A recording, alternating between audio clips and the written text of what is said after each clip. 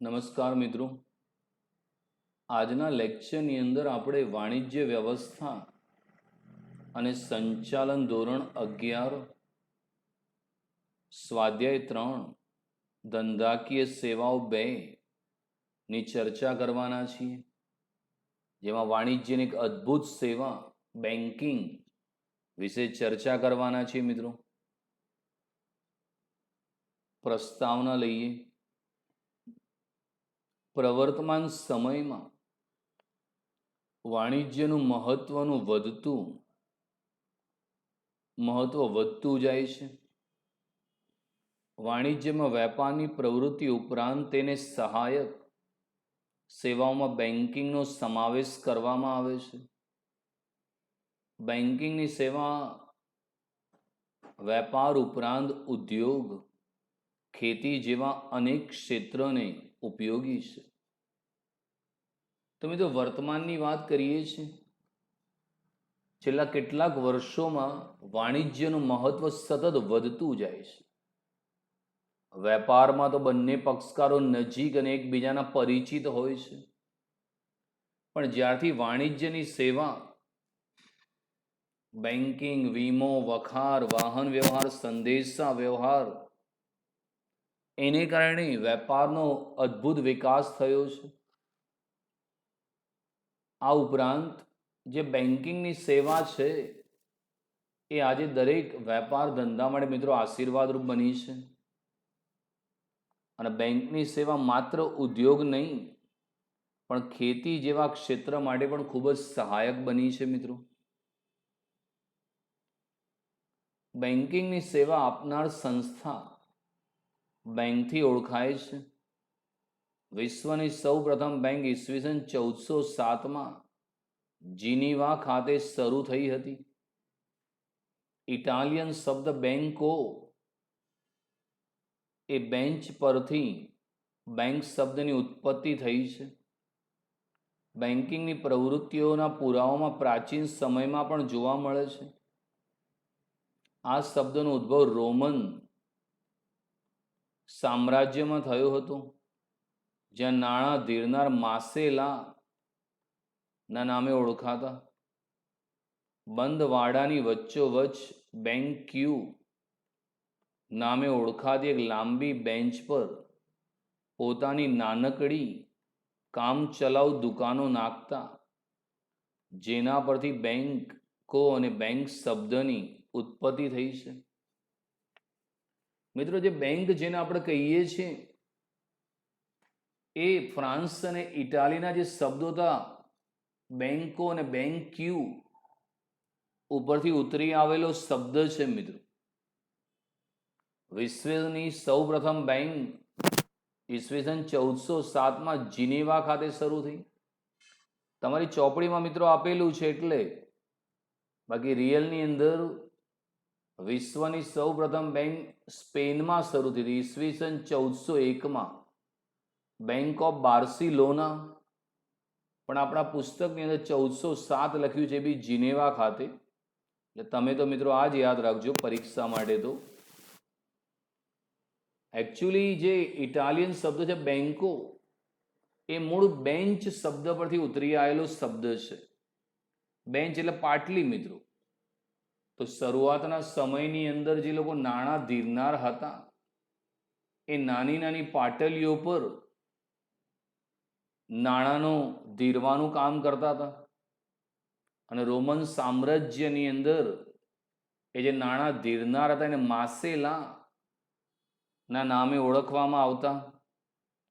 એક લાંબી બેન્ચ પર મિત્રો એ લોકો નાનકડી પોતાની કામ ચલાઉ દુકાનો નાખતા, જેના પરથી એ બેન્ચ પરથી ઉતરી આવેલો શબ્દ છે મિત્રો બેંક, અને એના પરથી આ બેંક શબ્દની ઉત્પત્તિ થઈ છે. મિત્રો,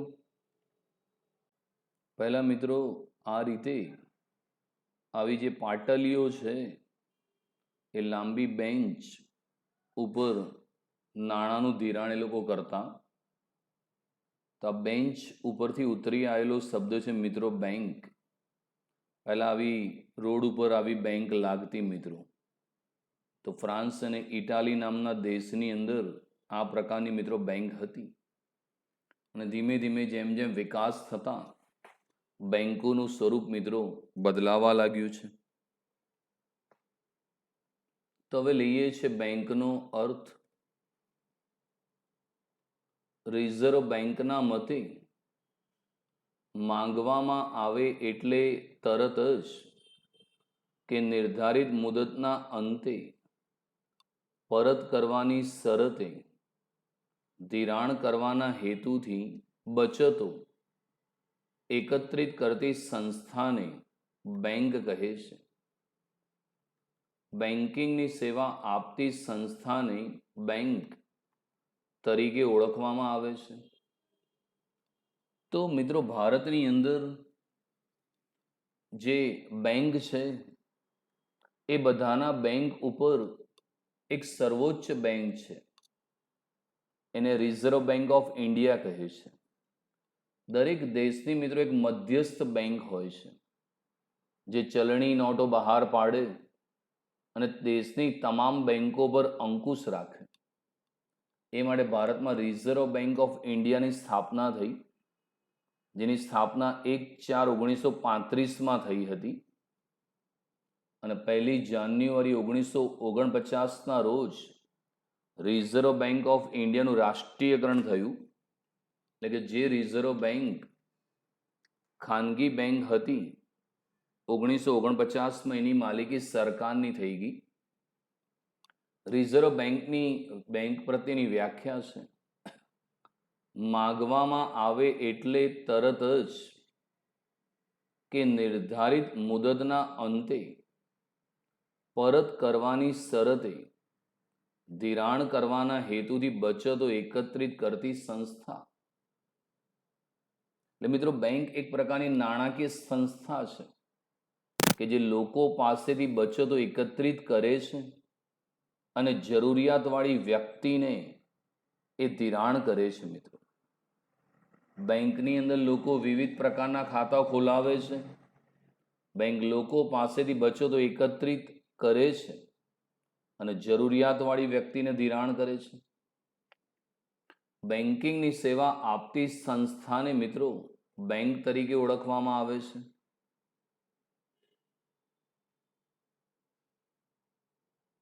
હવે વાત કરીએ મિત્રો આપણે બેંકના કાર્યો કયા છે એની વાત કરીએ. તો બેંકના મુખ્ય કાર્યો, તો બેંકના મુખ્ય કાર્યોમાં થાપણો સ્વીકારવી, ધિરાણ કરવું, રોકાણ કરવું, આંતર બેન્કિંગ વ્યવહાર કરવા. મિત્રો આ બેંકના મુખ્ય કાર્યો છે. પ્રજા પાસેથી થાપણો સ્વીકારે, ધિરાણ કરે, રોકાણ કરવું, આંતર બેન્કિંગ વ્યવહારો કરવા. અને બેંકના ગૌણ કાર્યોમાં ગ્રાહકોના નાણાકીય વ્યવહારો સંભાળવા, હુંડિયામણને લગતા વ્યવહારો કરવા, શાકપત્ર આપવા, ટ્રાવેલર્સ ચેક આપવા, ડ્રાફ્ટની સેવા આપવી, બેંક સાથે જોડાયેલ વ્યક્તિની શાખ અંગેની માહિતી આપવી, બાંહેધરી દલાલ તરીકેની સેવા આપવી, અન્ય સંબંધિત સેવા જેવી કે એટીએમ, ડીમેટ, સેફ ડિપોઝિટ વોલ્ટની સેવા આપવી. હવે મિત્રો આપણે બેંકના મુખ્ય કાર્યોની ચર્ચા કરીએ છીએ. આ બેંકના મુખ્ય કાર્યો છે મિત્રો, એની ચર્ચા કરીએ. પહેલી થાપણો સ્વીકારવી, ધિરાણ કરવું, રોકાણ કરવું અને આંતર બેન્કિંગ વ્યવહાર. મોટા ભાગની પરીક્ષામાં બેંકના મુખ્ય કાર્યો મિત્રો પૂછાતા હોય છે, તેની ચર્ચા કરીએ. તો બેંકના મુખ્ય કાર્યો એમાં પહેલું છે થાપણો સ્વીકારવી. બેંક જાહેર જનતા પાસેથી અમુક વણ વપરાયેલી રકમ થાપણો તરીકે સ્વીકારે છે. બેંકમાં થાપણ મૂકનારને બેંક વ્યાજ ચૂકવે છે. બેંકની સૌથી મોટી જવાબદારી થાપણદારો એટલે કે બચત કરનારા લોકોનો વિશ્વાસ જાળવી રાખવાનું છે. બેંક અલગ અલગ પ્રકારની થાપણો સ્વીકારે છે, જેના પર વ્યાજનો દર જુદો જુદો હોય છે. બેંક મુખ્યત્વે 4 રીતે થાપણો સ્વીકારે છે મિત્રો. બચત ખાતું, ચાલુ ખાતું, રિકરિંગ ખાતું, બાંધી મુદતનું ખાતું. તો મિત્રો બેંકનું પ્રમુખ કાર્ય છે થાપણો સ્વીકારવી. તો બેંક એ જાહેર જનતા પાસેથી મિત્રો થાપણો સ્વીકારવાની કામ કરે છે. મિત્રો આપણા બધા લોકોના બેંકની અંદર બચત ખાતા હશે. પૂછજો ઘરે તમારા પેરેન્ટ્સને.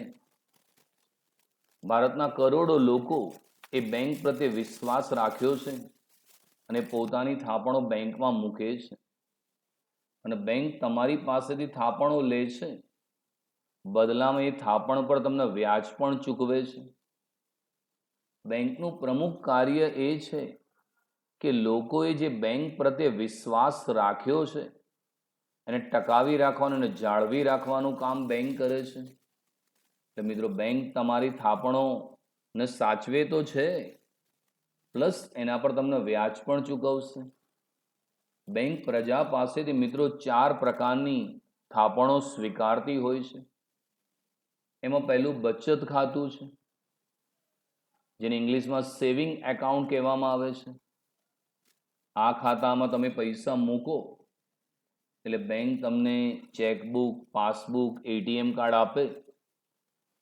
બેંક તમારી થાપણો સાચવશે, પ્લસ એના પર વ્યાજ પણ આપશે. અને તમે જ્યારે પૈસાની જરૂર હોય ત્યારે બેંકમાંથી ચેકબુક દ્વારા કે એટીએમ દ્વારા પૈસા ઉપાડી શકો. બીજું ચાલુ ખાતું છે. જે લોકો વેપારી અને ધંધાદારી લોકો હશે, એમને ગમે ત્યારે નાણાંની જરૂર પડે તો એ લોકો બેંકમાં ચાલુ ખાતું ખોલાવશે. આ ધંધાદારી લોકોનું છે મિત્રો. આ ખાતાની ખાસિયત એ છે કે આ ખાતા પર બેંક વ્યાજ ચૂકવતી નથી. રિકરિંગ ખાતું, જે લોકો એક સાથે મોટી બચત ભેગી ના કરી શકતા હોય તેઓ દર મહિને ચોક્કસ રકમની બચત માટે રિકરિંગ ખાતું ખોલાવતા હોય છે. અને બાંધી મુદતનું ખાતું, જેને ફિક્સ્ડ ડિપોઝિટ એકાઉન્ટ કહે છે. તો જે ખાતામાં નિશ્ચિત મુદત પહેલા નાણાં ઉપાડી શકાતા નથી એને બાંધી મુદતનું ખાતું કહે છે. અને મિત્રો બેંક સૌથી વધુ વ્યાજ એ આ ખાતા ઉપર આપતી હોય છે મિત્રો. તો બેંક આ 4 પ્રકારે પ્રજા પાસેથી થાપણો સ્વીકારતી હોય છે. બીજું બેંકનું કામ છે ધિરાણ કરવું. બેંક વિવિધ પ્રકારના ખાતાઓ દ્વારા થાપણો સ્વીકારે છે. આમ થાપણો દ્વારા બેંકે મેળવેલ નાણાંનું અન્યત્ર ધિરાણ કરે છે. બેંક થાપણો સ્વીકારીને બચતકારોને વ્યાજ આપે છે. તેથી થાપણદારોને ચૂકવાતા વ્યાજના દર કરતાં વધુ દરે નાણાંની જરૂરિયાતવાળી વ્યક્તિઓને ધિરાણ કરે છે. વ્યાજના દરના તફાવતમાંથી બેંક નફો મેળવે છે. બેંક નીચે મુજબ ધિરાણ કરે છે. તો મિત્રો બેંક જે સમાજના વિવિધ વર્ગો પાસેથી થાપણો એકત્રિત કરે છે અને એ થાપણ પર જાહેર જનતાને વ્યાજ ચૂકવે છે. એટલે બેંક શું કરશે કે પ્રજા પાસેથી જે થાપણો સ્વીકારી છે એ જરૂરિયાતવાળી વ્યક્તિને ધિરાણ આપવાનું કામ કરશે. અને બેંક જ્યારે કોઈને લોન આપે ત્યારે વ્યાજનો દર ઊંચો હશે, કારણ કે બેંક એ નફો કરતી સંસ્થા છે.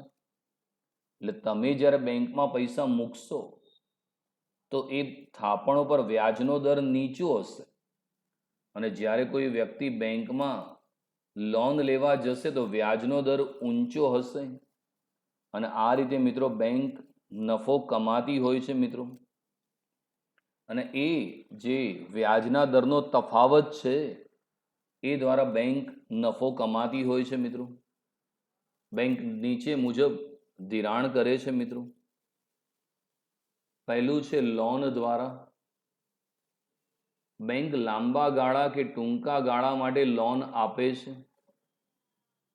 કેટલાક પ્રકારની લોન પર તારણ જરૂરી હોય છે, જ્યારે કેટલાક પ્રકારની લોનમાં તારણ જરૂરી નથી. આવી લોન વેપારીઓ અને વ્યક્તિગત ઉદ્યોગપતિઓને આપવામાં આવે છે, જેની સામે તેટલી જ રકમની જામીનગીરી બેંક લેતી હોય છે.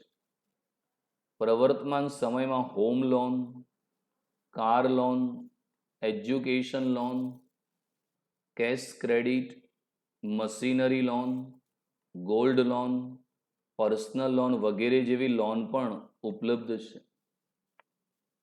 તો બેંક જે ધિરાણ કરે છે એમાં એક લોન છે.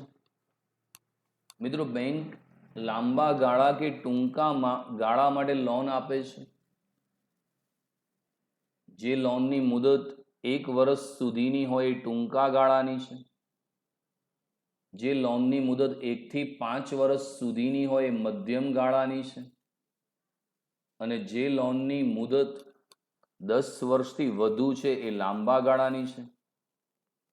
પણ મિત્રો, બેંક જ્યારે પણ લોન આપે છે ત્યારે સામેવાળા વ્યક્તિની સદ્ધરતાની તપાસ કરે છે કે ખરેખર એ વ્યક્તિ લોનની રકમ સમયસર ભરી શકશે, અને લોન આપતી વખતે સામેવાળા વ્યક્તિની કોઈ મિલકતો ગીરવે મુકાવડાવશે. એટલે કંઈક ગીરવે એટલે કે કંઈક જામીન તારણ મુકાવશે, અને ત્યારબાદ જ બેંક લોન આપતી હોય છે. એટલે બેંક કંઈ પણ જામીનગીરી ગીરવે રાખીને, દાખલા તરીકે તમે બેંકમાં લોન લેવા જાઓ તો તમારે જમીન, મકાન, યંત્ર, ખેતર કંઈ ગીરવે મૂકવું પડશે. તમે જેટલાની લોન લો છો એટલી રકમની તમારે જામીનગીરી ગીરવે મૂકવી પડશે. પ્રવર્તમાન સમયમાં બેંક વિવિધ પ્રકારની લોન આપી રહી છે મિત્રો. જે લોકોને ઘર બનાવવું છે એને હોમ લોન, 4 વ્હીલર ગાડી ખરીદી તો કાર લોન, જેમને પોતાના બાળકોને ભણાવવા છે તો એજ્યુકેશન લોન, જે વેપારી લોકો છે એને કેશ ક્રેડિટ, ઉદ્યોગપતિઓ વેપારની મશીનરી ખરીદવાની લોન, ગોલ્ડ લોન એટલે કે તમે તમારા ઘેર જો સોનું હોય, ગોલ્ડ, એને ગીરવે રાખીને લોન લઈ શકો. આ ઉપરાંત પર્સનલ લોન વગેરે જેવી લોન પણ ઉપલબ્ધ છે. ઓવરડ્રાફ્ટ એન્ડ કેશ ક્રેડિટ દ્વારા ચાલુ ખાતું ધરાવનાર અગાઉથી મંજૂર કરેલ મર્યાદામાં અને ટૂંકા ગાળા માટે ખાતામાં જમા રકમથી વધુ રકમ ઉપાડે એવું બને તો તેને ઓવરડ્રાફ્ટ કહેવામાં આવે છે. ઓવરડ્રાફ્ટનો સમય ટૂંકો હોય છે, પરંતુ ઓવરડ્રાફ્ટનો સમય નિશ્ચિત કરી દેવામાં આવે ત્યારે કેશ ક્રેડિટના નામે ઓળખાય છે. મિત્રો, બેંક ઓવરડ્રાફ્ટ અને કેશ ક્રેડિટ દ્વારા પણ ધિરાણ કરે છે. વેપારી અને ઉદ્યોગપતિઓ બેંકમાં ચાલુ ખાતું ખોલાવે છે, અને વેપારીના ચાલુ ખાતામાં જે રકમ જમા હોય તેના કરતાં પણ બેંક વધુ રકમ ઉપાડવાની વેપારીને સવલત આપે ને ઓવરડ્રાફ્ટ કહેવામાં આવે છે. ઓવરનો મતલબ વધારાના, અને ડ્રાફ્ટ એટલે ઉપાડવા. ઓવર એટલે વધારાના, ડ્રાફ્ટ એટલે ઉપાડવા. એટલે તમારા ખાતામાં જે રકમ છે એના કરતાં જો તમે વધુ રકમ ઉપાડો તો ઓવરડ્રાફ્ટ છે. હા, પણ મિત્રો, ઓવરડ્રાફ્ટનો સમય ટૂંકો હોય છે, પરંતુ જો ઓવરડ્રાફ્ટનો સમય નિશ્ચિત કરી દેવામાં આવે ત્યારે તેને કેશ ક્રેડિટના નામે ઓળખવામાં આવે છે. ત્રીજું છે રોકાણ કરવું. બેંકની મૂડી અને મેળવેલ થાપણની રકમનું ધિરાણ અને રોકાણ જો ન થઈ શકે તો બેંકને પૂરતું વળતર મળતું નથી. બેંકનું મહત્વનું કાર્ય અન્ય જગ્યાએ આ રકમનું રોકાણ કરવાનું છે. આ રોકાણ યોગ્ય ગણતરી સાથે સલામત જગ્યાએ કરવું અનિવાર્ય છે. બેંક અનામતની રકમ આરબીઆઈના નિયમાનુસાર કુલ ડિપોઝિટની અમુક રકમ સરકારી જામીનગીરીઓમાં રોકવાની હોય છે, જેના પર વ્યાજનો દર ઓછો હોય છે. બેંક કટોકટી અને આકસ્મિક પરિસ્થિતિમાં રોકાણો છૂટા કરીને તરત રોકડ મળે તે રીતે નાણાંની ગોઠવણ કરવી અનિવાર્ય છે. બેંક મહદઅંશે સરકારી જામીનગીરીઓ અને અન્ય સદ્ધરતાવાળા એકમમાં રોકાણ કરે છે. તો બેંકના મુખ્ય કાર્યમાં થાપણો સ્વીકારવી, ધિરાણ કરવું અને રોકાણ કરવું. મિત્રો, બેંક પાસે જ્યારે જરૂર કરતાં વધુ રકમની થાપણો આવે અને માની લો કે એની સામે ધિરાણની રકમ ઓછી હોય તો બેંક વધારાની જે થાપણો છે એનું અન્ય જગ્યાએ રોકાણ કરે છે. કારણ કે જો બેંક થાપણો મૂકી રાખે તો બેંકને નુકસાન થાય. કારણ કે જે લોકોએ બેંકમાં પૈસા મૂક્યા છે એ લોકો તો વ્યાજ માગવાના જ છે. એટલે બેંક આ વધારાની રકમનું અન્ય જગ્યાએ રોકાણ કરે છે. આ જ્યારે રોકાણ કરવાનું આવે તો રિઝર્વ બેંકના નિયમો અનુસાર બેંક પોતાની જે કુલ ડિપોઝિટ છે એના અમુક ટકા સરકારી કંપનીઓના શેરમાં, બોન્ડમાં નાણાં રોકે છે, જેથી બેંકને વ્યાજની આવક પણ પ્રાપ્ત થાય છે. અને મિત્રો, વર્તમાન સમયમાં તો બેંક પોતાની થાપણો શેર બજારમાં પણ રોકાણ કરતી હોય છે, જેથી સારું ડિવિડન્ડ અને વ્યાજ પ્રાપ્ત થઈ શકે.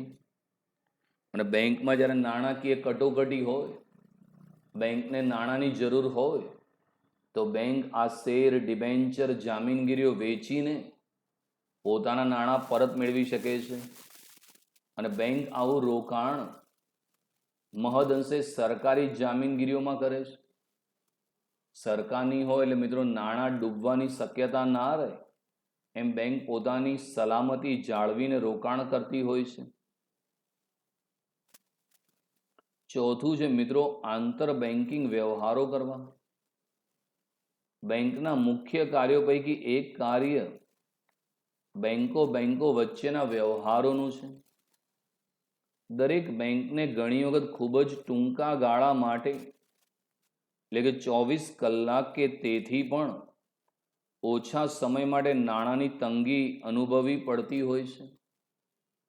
આ સમયે અન્ય બેંકમાં વણ વપરાયેલા નાણાં પડેલા હોય તો તરત જ જરૂરિયાત ધરાવતી બેંકને આપવામાં આવે છે. આ વ્યવસ્થા મધ્યસ્થ બેંક નિયુક્ત કરેલ એજન્સી દ્વારા કરવામાં આવે છે. આ પ્રમાણે નાણાં આપનાર કે લેનારની પ્રક્રિયા મધ્યસ્થ બેંક મારફતે થાય છે. નાણાં લેનાર કે આપનાર એકબીજાના સંપર્કમાં આવતા નથી. આ રીતે બેંકોની સમસ્યાનું નિવારણ થઈ જાય છે. આમ જે રકમ માગવામાં આવે ને તરત જ મળે તેને કોલ મનીના નામથી ઓળખવામાં આવે છે. આ રીતે મેળવેલ રકમ પર વ્યાજ ચૂકવવું પડે છે. આ વ્યાજનો દર બજારમાં નાણાંની માંગના આધારે નક્કી થતો હોય છે. માંગ અને પુરવઠાના આધારે આ વ્યાજનો દર નિશ્ચિત હોય છે, જેને કોલ મની રેટ તરીકે ઓળખવામાં આવે છે. આંતર બેન્કિંગ વ્યવહાર. મિત્રો, બેંકો વચ્ચે જે વ્યવહાર થાય એને આંતર બેન્કિંગ વ્યવહાર કહેવામાં આવે છે. જેમ મિત્રો આપણે કોઈ વાર પૈસાની જરૂર હોય તો આપણે આપણા મિત્ર કે સંબંધી પાસેથી પૈસા ઉછીના લઈએ છીએ.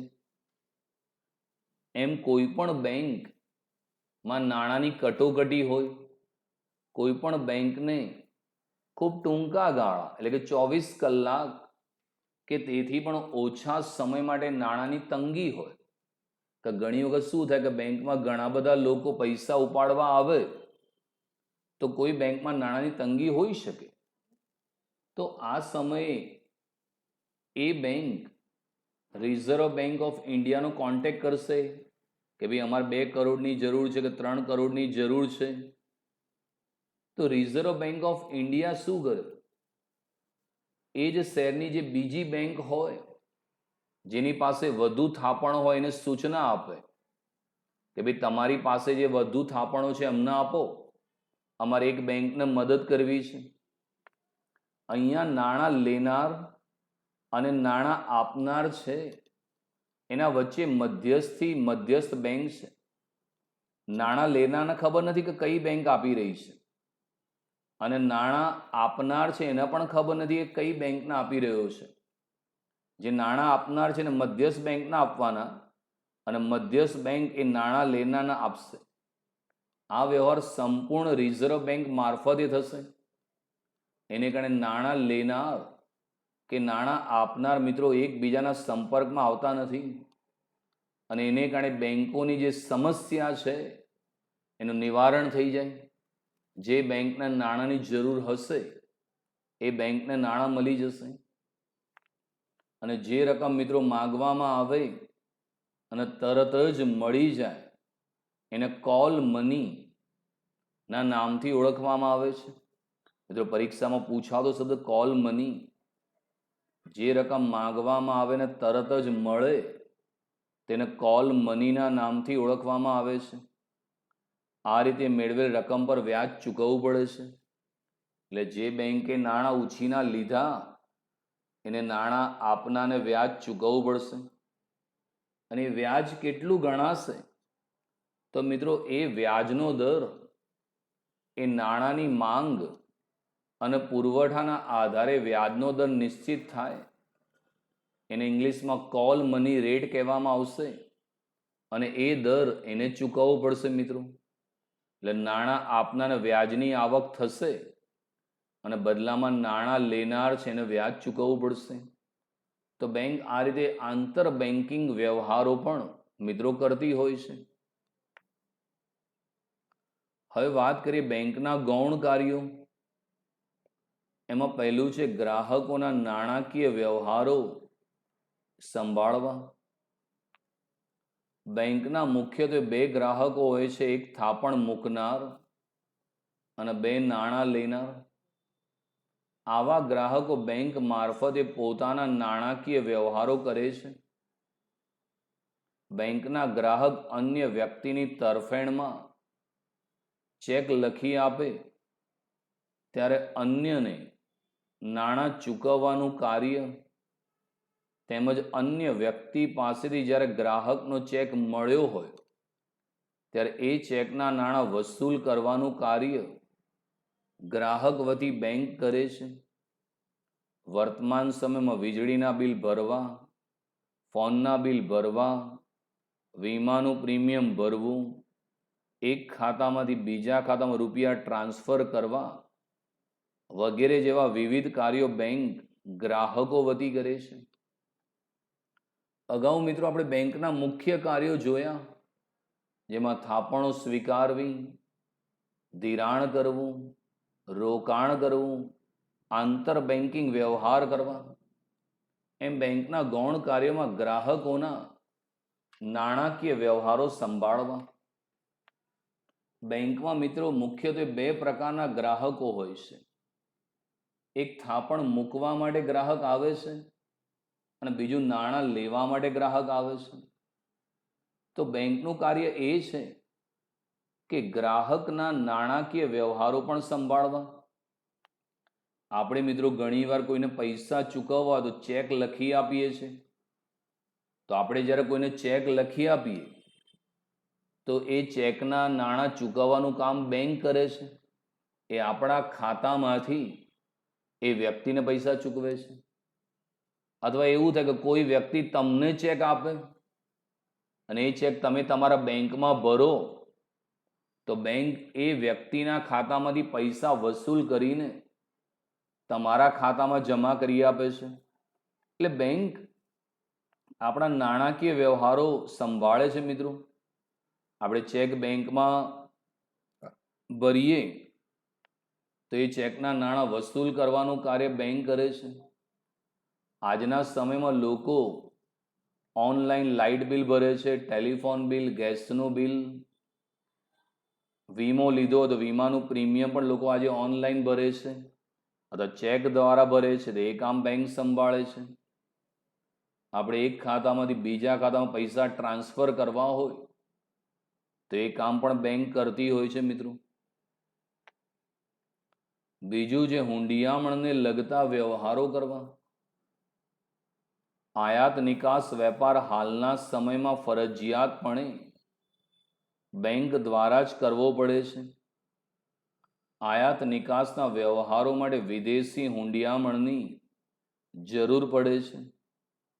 આવા હુંડિયામણની વ્યવસ્થા મધ્યસ્થ બેંકે પરવાનગી આપેલ હોય તેવી બેંક વિદેશ વેપાર સાથે સંકળાયેલ દસ્તાવેજોને લાવવા મોકલવાની સેવા આપે છે.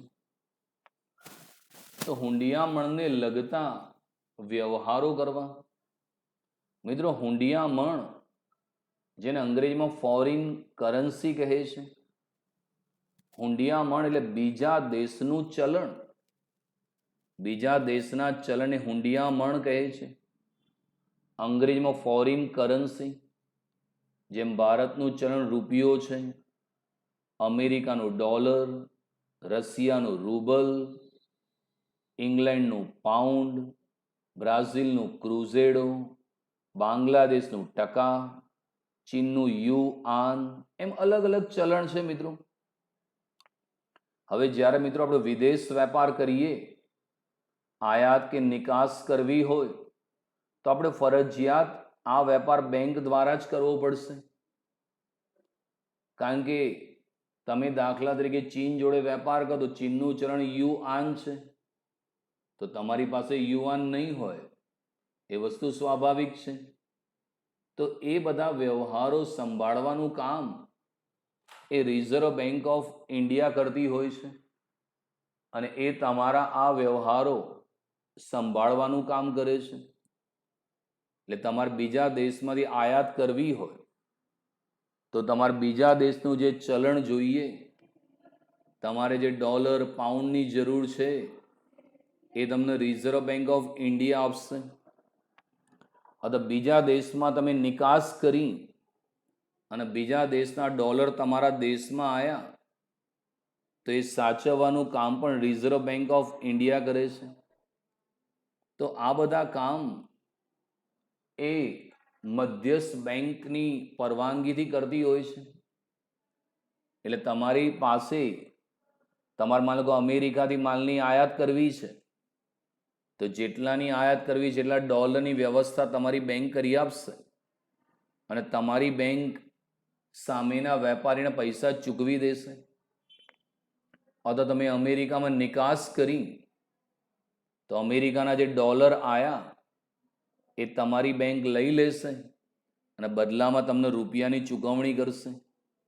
આમ વિદેશ વેપારમાં આયાત નિકાસને લગતા તમામ વ્યવહારો સંભાળવાનું કામ રિઝર્વ બેંક ઓફ ઇન્ડિયા કરે છે. ત્રીજું છે સાખપત્ર, જેને લેટર ઓફ ક્રેડિટ કહે છે. સાખપત્ર એક બેંકે બીજી બેંકને ઉદ્દેશીને લખેલ પત્ર છે. આ પત્રમાં દર્શાવેલ વ્યક્તિ ચોક્કસ સમયે ચોક્કસ રકમ ચૂકવશે જ તેની ખાતરી આપે છે. બેંક સાખપત્ર આપતા પહેલા જે તે વ્યક્તિ પાસેથી નિશ્ચિત કરેલ રકમ જમા લે અથવા તો તેટલી જ રકમની જામીન લેશે. જે વ્યક્તિને ખાતરી આપવામાં આવેલ હોય તેને નાણાં ચૂકવવાનો સમય આવે ત્યારે સાખપત્રમાં દર્શાવેલ રકમ ચૂકવી આપવામાં આવે છે. આમ સાખપત્ર નાણાકીય વ્યવહારોને સરળ અને વિશ્વસનીય બનાવે છે. બેંકની આ સેવા માટે કમિશનની આવક મળે છે. સાખપત્ર, જેને અંગ્રેજીમાં લેટર ઓફ ક્રેડિટ કહેવામાં આવે છે, એક બેંકે બીજી બેંકને ઉદ્દેશીને લખેલો પત્ર એને સાખપત્ર કહેવામાં આવે છે. અને આ પત્રમાં ચોક્કસ સમયે ચોક્કસ રકમ વ્યક્તિને ચૂકવશે એવી ખાતરી આપવાનું કામ બેંક કરે છે. મિત્રો વિદેશ વેપારની અંદર શાકપત્રની જરૂર હોય છે. દાખલા તરીકે તમારે અમેરિકામાં થી ઉધારમાં માલ કે મશીનરી ખરીદવી છે. હવે અમેરિકાનો વેપારી તમને ઓળખતો નથી તો તમને કેવી રીતે પૈસા કે માલ આપશે? એ કહેશે કે ભાઈ તમે તમારી બેંક પાસેથી મને લેટર ઓફ ક્રેડિટ મોકલાવો. તો પછી આપણી બેંક સામેના જે વેપારી છે એની બેંકને લેટર ઓફ ક્રેડિટ મોકલશે અને ખાતરી આપશે કે તમને આ તારીખે આટલી રકમ ચૂકવવામાં આવશે, જેથી સામેનો વ્યક્તિ, બીજા દેશનો વ્યક્તિ સરળતાથી તમને ઉધારમાં વસ્તુ આપશે. કારણ કે બીજા દેશનો વ્યક્તિ તમને ઓળખતો નથી. જ્યાં સુધી એને ખાતરી નહીં મળે ત્યાં સુધી એ માલ મોકલશે નહીં. એટલે અહીંયા ખાતરી આપવામાં આવેલ છે. નાણાં ચૂકવવાનો સમય પણ લખવામાં આવે છે. આનાથી વિદેશ વેપાર સરળ બને છે મિત્રો. અને એને લીધે સરળતાથી આપણે કોઈ પણ દેશમાંથી ઉધારમાં માલ કે મિલકતની ખરીદી કરી શકીએ. તો બેંક આવું શાકપત્ર આપવાનું પણ કામ કરે છે. જો કે બેંક દરેકને શાકપત્ર ના આપે. દાખલા તરીકે તમારે અમેરિકામાંથી 5 કરોડનો માલ લેવો છે તો બેંક પહેલા તમારા ખાતામાં 5 કરોડ જમા કરાવડાવે અને પછી અથવા 5 કરોડની કોઈ મિલકત ગીરવે મુકાવડાવે અને ત્યારબાદ જ એ સામેની બેંકને લેટર ઓફ ક્રેડિટ આપતી હોય છે. અને આ શાકપત્રને લીધે મિત્રો વ્યવહારો ખૂબ જ સરળ અને વિશ્વસનીય બન્યા છે. જો કે બેંક આવો લેટર ઓફ ક્રેડિટ મફતમાં નથી આપતી.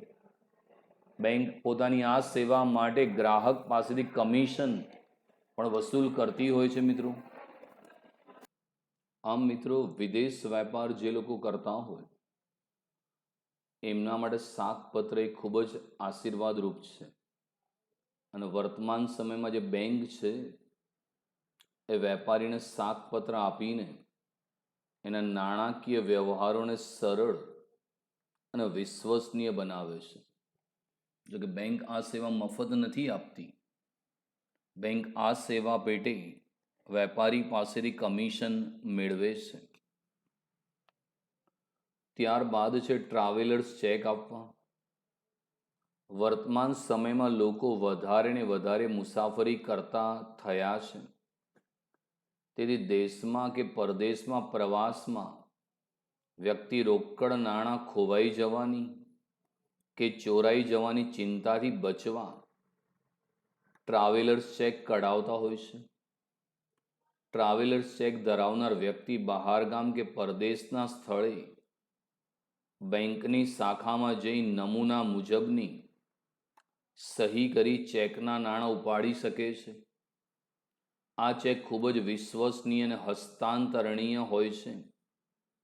એટીએમની સુવિધા આવતા ટ્રાવેલર્સ ચેકના વપરાશનું પ્રમાણ ઘટ્યું છે. ટ્રાવેલર્સ ચેક એટલે મુસાફરીનો ચેક. મિત્રો વર્તમાન સમયમાં લોકો વધુ ને વધુ મુસાફરી કરતા હોય છે. ભારતના લોકો દેશ વિદેશની અંદર ફરવા જાય છે. અને મિત્રો જ્યારે આપણે કોઈ ટૂર ઉપર એટલે કે ફરવા જઈએ, પ્રવાસે જઈએ તો જો બધા નાણાં રોકડા પોતાના જોડે રાખીએ તો એ ચોરાઈ જવાનું કે ખોવાઈ જવાની શક્યતા છે. એટલા માટે જો મુસાફરી દરમિયાન જોખમ ના લેવું હોય તો તમે બેંકની ટ્રાવેલર્સ ચેકની સુવિધા લઈ શકો છો. દાખલા તરીકે અમદાવાદના એક વ્યક્તિને જમ્મુ કાશ્મીર ફરવા જવું છે. હવે એને એવું લાગે કે જમ્મુ કાશ્મીરમાં 50,000ની જરૂર છે અને માની લો કે એનું અમદાવાદની સ્ટેટ બેંક ઓફ ઇન્ડિયામાં ખાતું છે. તો એ સ્ટેટ બેંક ઓફ ઇન્ડિયામાં 50,000 જમા કરાવી દે અને બેંકને કમિશનની રકમ ચૂકવે. બેંક બદલામાં એને ટ્રાવેલર્સ ચેક આપશે. એટલે અહીંયા એને એક નમૂના મુજબની સહી કરી દેવાની. હવે જમ્મુ કાશ્મીર ગયો ત્યાં જઈને એને સ્ટેટ બેંકની જે શાખા હોય ત્યાં જતા રહેવાનું અને ટ્રાવેલર્સ ચેકમાં જે રકમ ભરશે તો જમ્મુ કાશ્મીરમાં જે સ્ટેટ બેંકની શાખા છે એને ત્યાં પૈસા ચૂકવી દેશે. એટલે ફાયદો એ થયો કે અમદાવાદથી એને જમ્મુ કાશ્મીર સુધી રોકડ લઈ જવી ના પડી. જમ્મુ કાશ્મીરમાં જ એ સ્ટેટ બેંકની શાખામાં જઈને ટ્રાવેલર્સ ચેક વટાવી શકે છે અને નાણાં મેળવી શકે છે. અને આ ચેક મિત્રો ખૂબ જ વિશ્વસનીય છે, કારણ કે સહી ઉપર ચાલે છે અને ટ્રાન્સફરેબલ છે. એટલે કદાચ તમે ના જાઓ અને તમે તમારા ઘરના સભ્યને મોકલશો તો પણ સ્ટેટ બેંક પૈસા ચૂકવી આપશે. પણ હવે ધીમે ધીમે એટીએમ, ક્રેડિટ કાર્ડ આવતા હવે ટ્રાવેલર્સ ચેકનો ઉપયોગ લગભગ નહિવત થઈ ગયો છે, કારણ કે આજકાલ લોકો ઓનલાઈન પેમેન્ટ કરતા હોય છે અને એટીએમ, ક્રેડિટ કાર્ડ આવતા હવે ટ્રાવેલર્સ ચેકનું પ્રમાણ ઘટતું ગયું છે. મિત્રો, ડિમાન્ડ ડ્રાફ્ટની સેવા. ડિમાન્ડ ડ્રાફ્ટ એટલે કોઈ એક બેંકે અન્ય બેંકની શાખા પર લખેલો ચેક છે. ડિમાન્ડ ડ્રાફ્ટ વ્યક્તિમાં વ્યક્તિના નામનો ઉલ્લેખ હોય છે અને તે વ્યક્તિની નાણાંની ચૂકવણીનો હુકમ આપવામાં આવે છે. કોઈ વ્યક્તિ કે સંસ્થાને નાણાં મોકલવાના હોય ત્યારે ડ્રાફ્ટ એક સલામત માધ્યમ ગણાય છે. જે વ્યક્તિ કે સંસ્થા નાણાં મોકલવા માગતી હોય તે માટે તેને નિશ્ચિત ફોર્મ ભરી બેંકને ડ્રાફ્ટ કાઢી આપવા વિનંતી કરે છે. આ વિનંતીના આધારે નાણાં લેનારનું નામ લખી સ્થળ પર ની પોતાની શાખાને કે જેની સાથે તેનું જોડાણ છે તેવી બેંકની શાખાને રકમ ચૂકવી આપવાનો આદેશ કરે છે. નાણાં મોકલનાર ચૂકવવાના નાણાં ઉપરાંત બેંકને કમિશન પણ આપે છે. જો બેંક આવો દસ્તાવેજ પોતાના શહેરમાં વટાવી શકાય તેવો આપે તો તેને પે ઓર્ડર તરીકે ઓળખાય છે. ડિમાન્ડ ડ્રાફ્ટ અને વેપાર લોકો ડી કહે છે, D for demand, D for draft.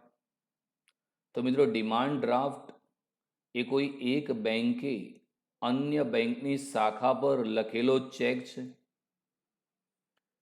એટલે માની લો કે હિંમતનગરનો એક વેપારી છે, એને સુરતના વેપારીને 50,000 ચૂકવવા છે.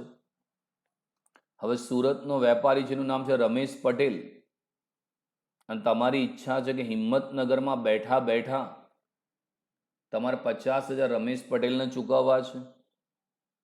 તો તમે બેંકમાં જાઓ અને કહો ભાઈ મારે 50,000નો ડિમાન્ડ ડ્રાફ્ટ રમેશ પટેલ સુરતના નામે કઢાવો છે. તો તમે રમેશ પટેલના નામનો ડિમાન્ડ ડ્રાફ્ટ એનું એક ફોર્મ આવે, ફોર્મ તમે ભરી દો, બેંકને 50,000 વત્તા કમિશનની રકમ આપી દો, એટલે બેંક તમને ડિમાન્ડ ડ્રાફ્ટ કાઢી આપશે. મિત્રો, ડિમાન્ડ ડ્રાફ્ટ એટલે એક પ્રકારના ચેક જેવો જ હોય છે. એમાં જે વ્યક્તિ નાણાં લેનાર છે એનું નામ, એનું સ્થળ લખવામાં આવે છે. એટલે તમારી જે બેંક છે એ સુરતની બેંકને 50,000 રમેશ પટેલને ચૂકવી આપવાનો હુકમ કરશે.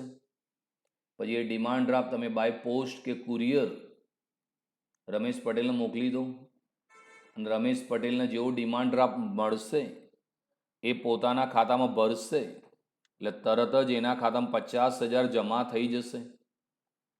એટલે આ ડિમાન્ડ ડ્રાફ્ટ એ વેપારી લોકો માટે મિત્રો ખૂબ જ આશીર્વાદરૂપ બની ગઈ છે, અને આ એકદમ વિશ્વાસુ અને સલામત માધ્યમ છે. તમે ઘરે બેઠા બેઠા ગમે તે વેપારીને નાણાં ચૂકવી શકો છો.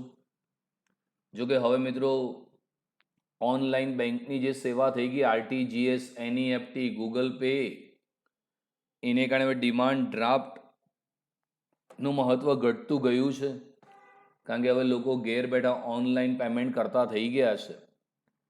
જોકે હજી ડિમાન્ડ ડ્રાફ્ટ તો ચાલે જ છે મિત્રો, હજુ પણ ઘણા વેપારી ડિમાન્ડ ડ્રાફ્ટ દ્વારા પૈસા ચૂકવતા હોય છે. જો બહારગામના વ્યક્તિને પૈસા ચૂકવવા હોય તો ડિમાન્ડ ડ્રાફ્ટની સેવા લેવી પડે. પણ જો પોતાના શહેરમાં, દાખલા કે અમદાવાદનો વેપારીને અમદાવાદમાં જ પેમેન્ટ કરવું છે તો એ પે ઓર્ડર ના નામે ઓળખાય છે. બેંક સાથે જોડાયેલ ગ્રાહકની શાખ અંગેની માહિતી આપવી. બેંક પોતાના ગ્રાહકો સાથે નાણાકીય વ્યવહારો વારંવાર કરતી હોય છે, જેના આધારે તે પોતાના ગ્રાહકની નાણાકીય સદ્ધરતા વિશે જાણકાર હોય છે. બેંક જેમ લોકોનો વિશ્વાસ સંપાદન કરવાનો હોય છે, તેવી જ રીતે બજારમાં થતા શાખના વ્યવહારો માટે પણ કોઈ સંસ્થા કે પેઢી અન્ય સંસ્થા કે પેઢીનો વિશ્વાસ મેળવવા માગતી હોય ત્યારે બેંક દ્વારા આપવામાં આવતી માહિતી વધુ વિશ્વસનીય ગણવામાં આવે છે. આ માટે બેંક સદ્ધરતાનું પ્રમાણપત્ર સોલ્વન્સી સર્ટિફિકેટ આપે છે.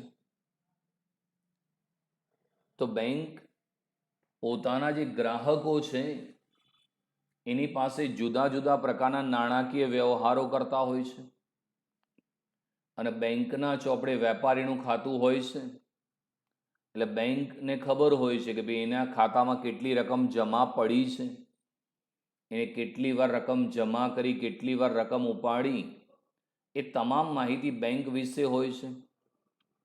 બેંકનું કામ લોકોનો વિશ્વાસ ટકાવી રાખવાનો છે. મિત્રો, ઘણીવાર એવું બને કે કોઈ વેપારી છે, દાખલા કે એક્સ નામનો વેપારી છે, એને વાયને માલ વેચવો છે. હવે વાયને માલ ઉધારમાં લેવો છે, તો એક્સ ઉધારમાં માલ વેચતા પહેલા વાય સદ્ધર છે કે નહીં એની ખાતરી કરશે. એટલે એક્સ છે વાયને કહેશે કે ભાઈ તમારા ખાતામાં પૂરતું બેલેન્સ છે અને તમે સદ્ધર છો એવું સર્ટિફિકેટ લાવી આપો તો હું તમને ઉધારમાં માલ આપીશ. એટલે વાય પોતાની બેંકને કહે કે ભાઈ હું સદ્ધર છું, મારા ખાતામાં પૂરતું બેલેન્સ છે એનું મને સર્ટિફિકેટ આપો, જેને સોલ્વન્સી સર્ટિફિકેટ એટલે સદ્ધરતાનું પ્રમાણપત્ર કહે છે. એટલે વાય એ સદ્ધરતાનું સર્ટિફિકેટ એક્સને મોકલી આપે અને એક્સ જોવે કે એની બેંક દ્વારા સંદર્ભ આપવામાં આવ્યો છે અને બેંકનો સંદર્ભ, બેંકનો રેફરન્સ એ વિશ્વસનીય ગણાય છે. એટલે એક્સ સરળતાથી વાય જોડે ઉધારમાં વ્યવહાર કરી શકે છે. તો બેંક મિત્રો પોતાના ખાતેદાર આવા સદ્ધરતાના પ્રમાણપત્ર આપવાનું પણ કામગીરી બજાવે છે. મિત્રો, બાંહેધરી દલાલ તરીકેની સેવા. જ્યારે કંપની ભરણા માટે મૂડી બજારમાં આવે અને મૂડી ઉઘરાવે ત્યારે તેને સતત એ ભય રહેતો હોય છે કે તેને ભરણાની રકમ મળશે કે કેમ. જો રકમ ન મળે તો કંપનીને ધંધો કરવામાં મુશ્કેલી પડે છે. આવા સમયે બેંક ભરણાની પૂરી રકમ, લઘુત્તમ ભરણાની રકમ મળશે તેવી બાંહેધરી આપે છે. જો રકમ ઓછી ભરાય તો તેટલી જામીનગીરી કંપની પાસેથી બેંક ખરીદી લે છે. આ સેવા બદલ બેંક કમિશન મેળવે છે. તો બેંકનું કાર્ય એક બાંહેધરી દલાલનું છે. મિત્રો, જ્યારે કોઈ નવી કંપની હોય અને જાહેર જનતા માટે શેર બહાર પાડે તો નિયમ એવો છે કે નવી કંપની જે દિવસે વિજ્ઞાપન પત્ર બહાર પાડે એના 120 દિવસમાં એને લઘુત્તમ ભરણું મળવું જોઈએ. જો 120 દિવસમાં એના શેર જાહેર જનતા ન ખરીદે અને તેને લઘુત્તમ ભરણાની રકમ ન મળે તો કંપનીને ધંધો શરૂ કરવાનું પ્રમાણપત્ર મળતું નથી.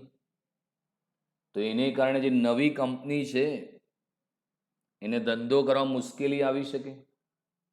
તો આવા સમયે બેંક એક દલાલ, એક બ્રોકરની ભૂમિકામાં આવે છે.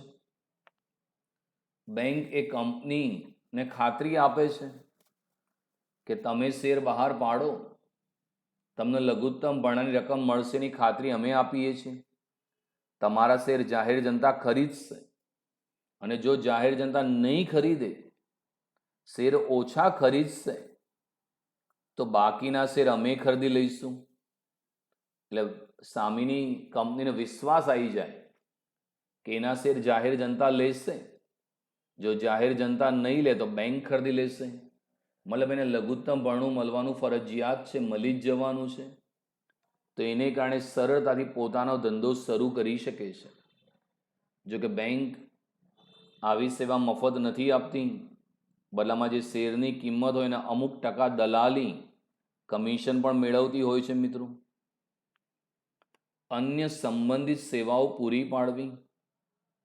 બેંક પોતાના ગ્રાહકોને એટીએમ, ડીમેટ, સેફ ડિપોઝિટ વોલ્ટની સુવિધા પણ પૂરી પાડે છે. આ ઉપરાંત ગ્રાહક માટે ક્રેડિટ કાર્ડ, ડેબિટ કાર્ડની સુવિધા પણ પૂરી પાડે છે. મિત્રો, જેમ જેમ આધુનિક સમય આવતો ગયો તેમ તેમ બેંક પણ પોતાની સેવામાં ફેરફાર કરી રહી છે મિત્રો. આજે બેંક પોતાના ગ્રાહકને એટીએમ આપે છે, ઓટોમેટેડ ટેલર મશીન, જેના આધારે ગ્રાહકને જ્યારે પણ પૈસાની જરૂર હોય એ બેંકમાંથી પૈસા ઉપાડી શકે છે. બીજું ડીમેટ એટલે ડીમટીરિયલાઇઝેશન. જે લોકો શેર બજારમાં શેરનું ખરીદ વેચાણ કરવા માગતા હોય તેને ડીમેટ ખાતું ખોલવાની સેવા પણ બેંક આપે છે.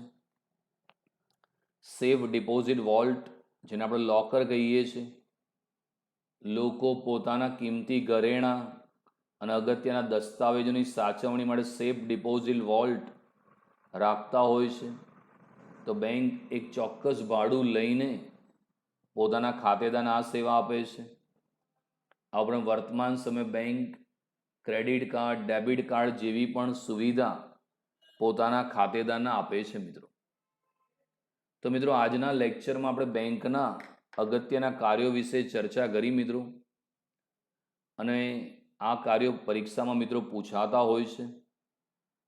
તો આપ સૌ એને ચોપડામાં લખીને જો તૈયાર કરી નાખશો તો બહુ જ મિત્રો સરળ રહેશે. આપણે બેંકનો પરિચય પણ મેળવી લીધો, બેંક શબ્દનો ઉદ્ભવ ક્યાંથી થયો એ પણ જાણી લીધું. બેંકના જે કાર્યો છે એ યાદ રાખજો. એમાં મુખ્ય કાર્યો વારંવાર પૂછાય છે: થાપણો સ્વીકારવી, ધિરાણ કરવું, રોકાણ કરવું, આંતર બેન્કિંગ વ્યવહાર કરવા.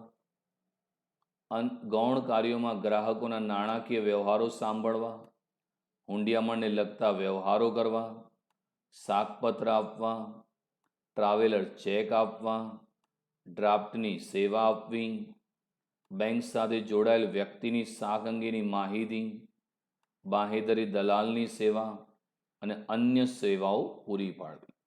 તો ખૂબ અગત્યની ચર્ચા કરી મિત્રો. આપ સૌ ચોપડામાં લખીને તૈયાર કરી નાખજો. Thank you very much.